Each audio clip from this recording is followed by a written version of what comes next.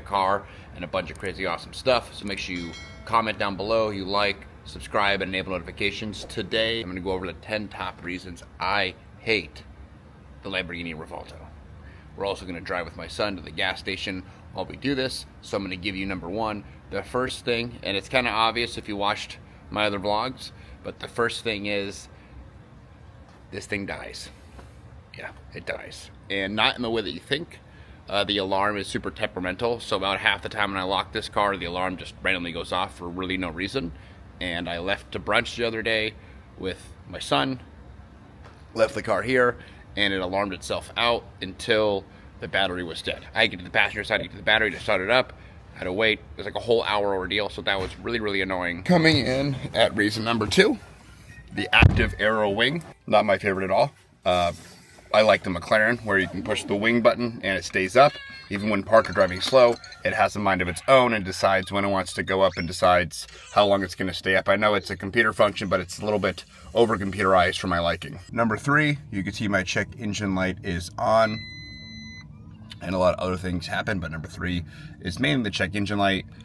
Everything else I can sort of deal with. The check engine light, before we even touch the car, would come on randomly, and it basically puts in this weird like limp mode, where the best way to describe it is it sounds like a jet or like a naturally aspirated V12, as it should, but it drives like a Corolla. So it's actually very interesting. It's interesting to drive because you're flooring it and you're not really going anywhere. But it sounds cool. It sounds really cool. So that's coming in, that's number three. And so what I have to do is, and you probably, if you've watched my other vlogs, go watch them if you haven't. The check engine light is now gone. I use this app called Blue Driver, which is this little guy underneath here. I don't know if you can see it. You can get it online at Amazon for about 80 bucks, give or take. And you put it underneath your dash, plug it where you normally read codes, which is pretty nice. My neighbor does not like loud cars, so we are driving down in electric mode. That is coming in at number four. So you have to push a button right here to release the gas, to be able to put gas in it. And so one time I was having a malfunction, I couldn't put gas in, so I said, cool, I have a hybrid, I have about as much charge as I have right now. I'm gonna go ahead and use my electric mode to run my errand, and I'll come back home and charge it. And I made it about halfway out my neighborhood, realizing that the electric engine does not go anywhere near as far as you would need it to go. It goes about 6 miles. So that was a little frustrating. Number five, getting to the AC. There's really no good way navigating this car. Like, you have to push home a lot, so you can tap right here. You can see it's in high. And we actually need AC. So we're gonna push a button to make it go all the way down. Oh, see, it's very temperamental. Just to get the AC going, and then it's a whole nother button to get the AC on. And I still don't quite understand how these things necessarily work, to be honest. It's a whole puzzle. Let's point it right here, I guess. There we go. I guess we can lower it like that, but it's just a whole thing. When I just want to turn my AC on, it's quite the challenge. Not gonna lie. That's number five. Number six is the volume, and this is just like a Lamborghini thing, I think, where there's like no really good way to do the volume. There is controls on the back of the steering wheel behind here that you can like change the song.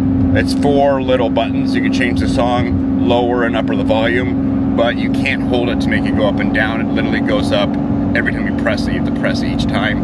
And outside of that, let's say you're listening to music, the only way to do that is by pressing this button right here, dragging this, going back out, just to change your volume. Number 7 would be this screen right here. You can touch it and it literally shows you 2 things. So I guess it's kind of cool that the driver can see what gear you're in, how many electric miles you have, or like the navigation, but that's really it. I really wish it gave them like more control over music and things like that if they're gonna put, you know, the money into having a screen right there. So kind of useless in my opinion. Over techie, kind of useless. Don't really understand the point of that. Maybe you guys can comment down below and tell me what the point of that is besides just looking cool. Which, don't get me wrong, it does look very cool. It's just, you know, interesting. And then my fear goes to, with how much tech they shoved into here, this car could date very quickly compared to its predecessor, Aventador. Which the Aventador is a beautiful car. You can just tell by looking at it, it's going to be an amazing classic. So that is a worry in regards to, you know, that screen and the tech they put into this car. Coming in at number 8, and this is really just like a supercar thing, not so much like a Revuelto thing, but might as well mention it because we're here. These sun visors don't really protect from the sun. They don't really do much of anything, to be honest. So I don't really know why they even have them. It's literally nothing. So that is frustrating, especially when the sun is beating on my face. I don't really understand that. All right, you guys, coming in number 9 is the luggage space, or lack thereof. Now, I know when driving these cars, you're not really looking to have a ton of luggage space, but it'd be nice if you go on a rally or go on a day trip. You know, it'd be nice to have some luggage space. So I'm gonna open the hood for you right here to show you. It is a decent amount, but again, it's not a lot. So you can probably fit maybe 2 bags, but again, you're not fitting much inside this frunk.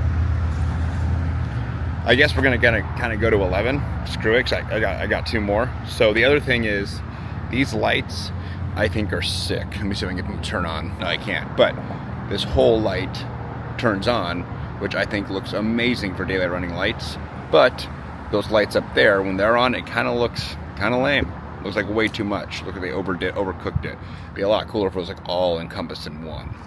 So that is just like me being tedious and being very, very picky. There is one last one, which is probably my biggest frustration. Let's ask my son.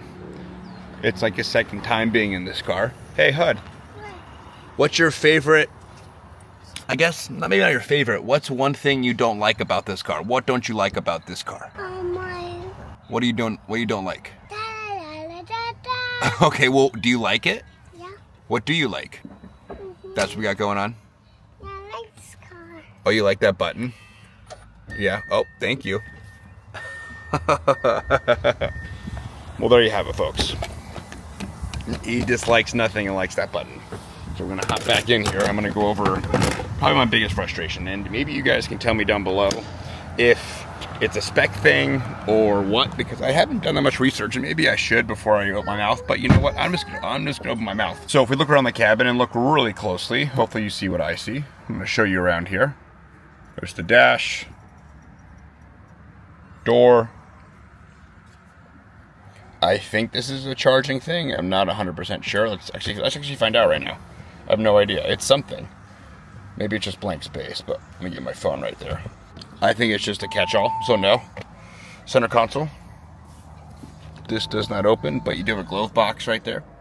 Do you guys see it? I'll show you again. Door, center console. All my lights are going off, you can hear them. All the way back here. Catch-all. Infotainment. Got a screen right there. Glove box. I'll give you a hint. It's hot and I want water. There's no cup holder. There's no cup holder. And I understand race cars are like that. I get it. I get it. But at least in the Huracan, I got a crappy one that popped out right here. Actually, what is this? What is this right here? Is this anything? Dad? Yeah, buddy. Oh, what? Oh my God. Whoa. Okay, you guys. Okay, I swear that was not planned. I had no idea. I'm actually stoked.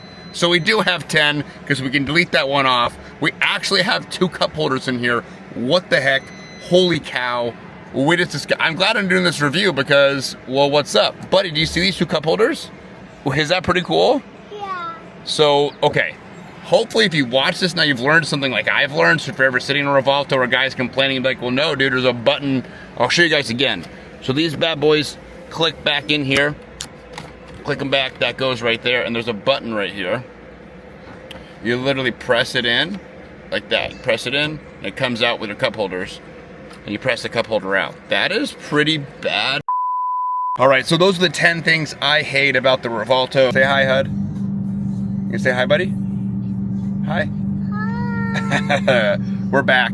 We're going over the 10 reasons I love the brand new 2024-2025 Lamborghini Revuelto. So yeah, let's get into it. The first reason is, and I think it's kind of obvious, is it comes with 1,000 horsepower stock.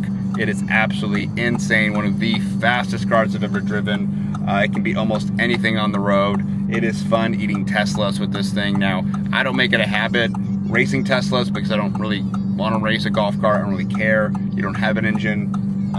However, it is nice when they pull up next to me thinking they're gonna get me and I get them. So that is an added benefit, whatever, not the end all be all, but it is very, very fast and I enjoy being fast. So that's great, that's number one. Number two, I love all the tech that they put in here. I don't know about that screen, but everything else, we have Apple CarPlay, we have a bunch of other features. We have a bunch of different drive modes, which you can go into Corsa, you can recharge, you can put it in performance. It does a lot, almost too much, but it does incorporate a lot of new tech, which is quite awesome, quite fun. I like how comfortable this ride is. A lot of people have asked me, this is number three, a lot of people have asked me why I don't have an Aventador. Now, while I would get one because the aesthetics, it sounds, looks, it's amazing, it's beautiful. Years and years and years ago, when I had a Huracan, I went down to Lamborghini Newport Beach, and you can ask Sebastian himself, that's my guy, shout out to Seb. He put me in an Aventador. I believe it was an Aventador SV, and he let me take the keys and drive it for like 10 minutes, and the single clutch made me so sick. So it's not like my thing. It was not my thing. Everything about the car, I love it, so I love that this is a dual clutch, that it has 3 electric engines, that it has a naturally aspirated V12, and it does not rock my world. When I drive it, shifting is relatively easy. I mainly drive in Corsa mode with paddle shifters, so again, that is relatively easy, and it is a nice, fun car to drive with all the power that it produces. Number 4, I love how much it sticks out. I like that this car looks like nothing else on the road. It is very apparent what you're driving. Even if you don't know what a Revuelto is, you know that it's a Lamborghini or some sort of super hypercar. So for business purposes, car meets, things like that, like it is awesome to bring this car out because it is very, very noticeable. Number 5, it's very comfortable. Other Lamborghinis, other supercars that I own or have driven, the seats are not that comfortable, and these are actually quite comfortable compared to other supercars that I've driven in or other supercars that I own.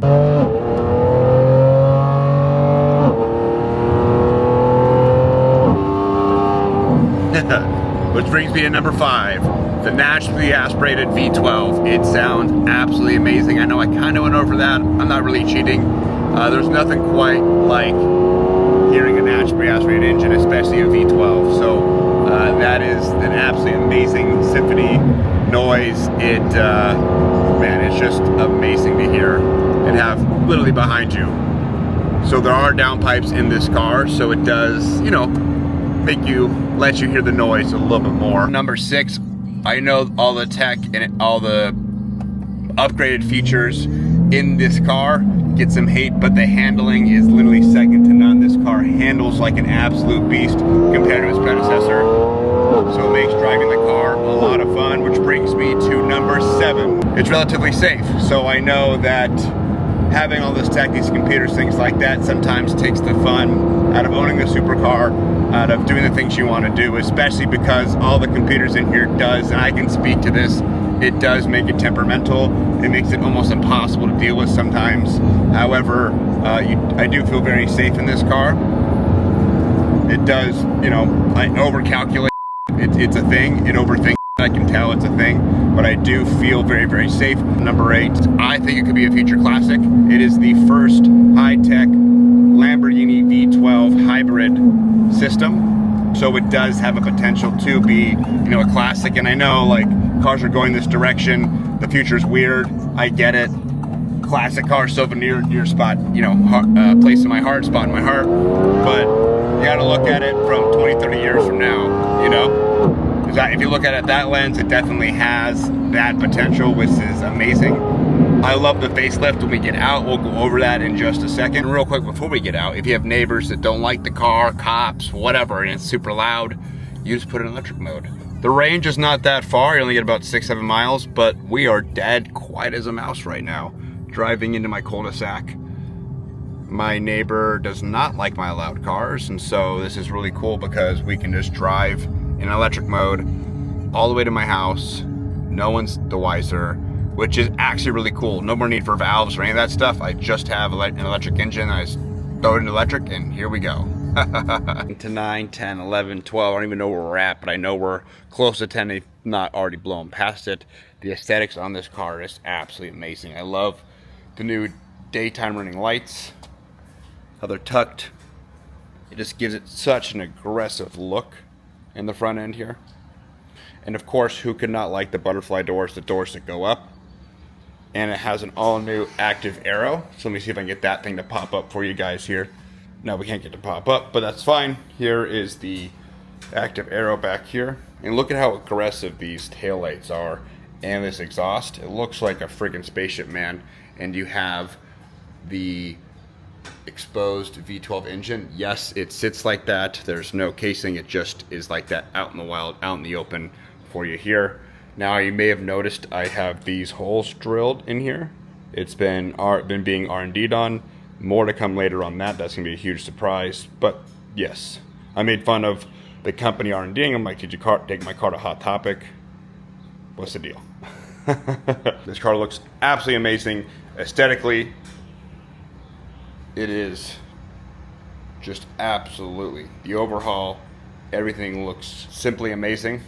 It looks like a jet. If you guys have looked this up yet, or if you know, but this car goes from 0 to 60 in under 2.5 seconds. I mean, how can you not love that? That is absolutely insane. And that's without a tune. That's without anything special. That car comes stock. 0 to 60 in under 2.4 seconds. All-wheel drive with torque vectoring, which is insane. The way it takes corners, the way it handles. And I kind of said this, like I said, I think I've blown past 10 anyways, so whatever. But it is absolutely amazing how this car handles. There's nothing out there like. I'll end with this, going back to the interior. We're gonna go back inside, get my son out of this car, even though he's having a good time watching his show. You having a good time, buddy? The futuristic look of this interior and the amount of carbon fiber accents that they put, even the paddle shifters, all over the car is absolutely second to none. It is all carbon fiber on the center console, carbon fiber around the infotainment, carbon fiber in the vents, carbon fiber on the dash, carbon fiber on these vents. We even have carbon fiber on the door, and we have carbon fiber paddle shifters.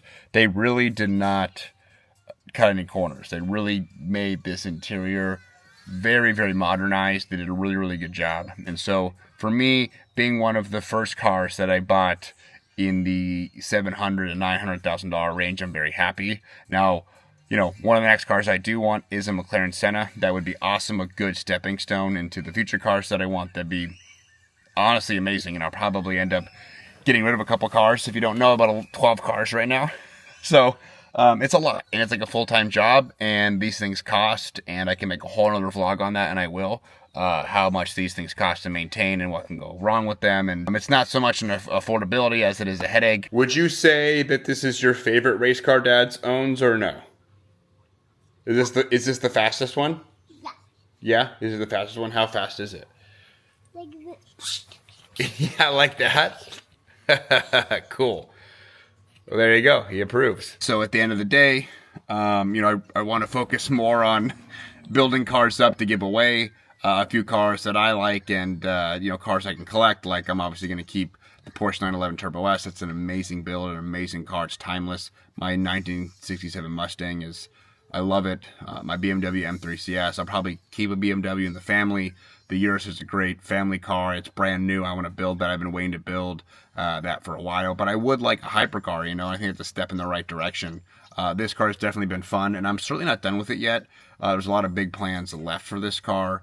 Obviously, we got to body kit it. We want a new wrap. That's a tune. We got a lot of cool, fun stuff we get to do with this Revuelto that I'm excited to do. And I'm pretty sure, I don't know if I have confirmation, but I'm pretty sure this Revuelto will be in Monterey Car Week. And so, you know, a lot of you guys, I don't know if you know, but I went to Monterey Car Week last year. I was newer to the industry. I don't really understand how everything works, but I brought my McLaren 750 and a Huracan up with my buddy Daniel. And it was a blast. And this car, I believe, is going to be in one of the shows. I don't have the email in front of me, but Daniel set it up. So I am excited to see this in one of the shows. I'm going to be driving the Urus SE up. We've been asked to put on a rally. We host something called P Rally.